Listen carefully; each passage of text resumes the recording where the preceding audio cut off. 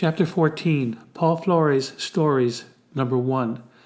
Over the 21 years of my involvement with the Smart case, many people have come up to me and shared with me their personal stories, firsthand accounts of their interactions with Paul Flores.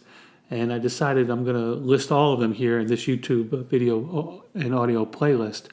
And one of them happened in the early 2000s when I was walking around Arroyo Grande with the big banner that said, "Dig up Susan Flores' yard." The reason I chose to do that is because I know that there was a search warrant in 2000 that authorized law enforcement to dig up the yard, and for whatever reason, they never did it. And I have in my possession an email from the FBI agent who was instrumental in providing the information for that warrant. And he said that it was a lost opportunity. The whole reason he wrote the warrant is he wanted the yard dug up, and the San Luis Obispo Sheriff's Department didn't want to do it in case nothing was found, and they would be stuck with the cost of the repairs. And knowing that I had that information from the FBI agent who did the work, I just came to the conclusion that this is nuts. And so I wasn't out there just haphazardly trying to cause trouble. I knew in my back pocket that I had that email from the FBI agent. And I know the difference between right and wrong, and what's going on with the Smart case is not right. And so that was my reason for being out there.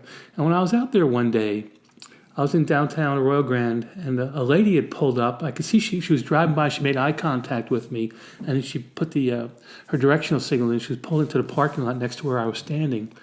And she gets out of the car. She said, "Listen, I'm glad you're out here. I want to tell you this story about Paul."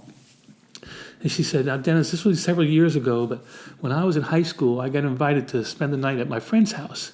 And it turns out my friend were neighbors to Ruben Flores up on White Court, at 710 White Court. They lived in a house next door. And she was over there sleeping, and they had known who Paul was. And she told me in the middle of the night, she woke up like 2 or 3 in the morning, and she looked up, and Paul was sitting on the edge of her bed. And she was startled, but she knew who Paul was. And she's like, "What?" She's like, "What the hell are you doing here?" And he just said to her, "I'm not doing anything wrong. I'm just looking." And she says, "Get out of here." And he got up out of the bed, walked down the hallway and back out of the house. But it just tells you the character trait of this guy, that in the middle of the night, he would walk over to his neighbor's house, walk in the front doors, down the hallway, into the girl's bedroom, and just sit on their bed and stare at them when they were sleeping. So, of course, I've given this to everything you guys hear from me, and I've already given this to the Sheriff's Department now like over a decade ago, and yet Paul is still walking for free.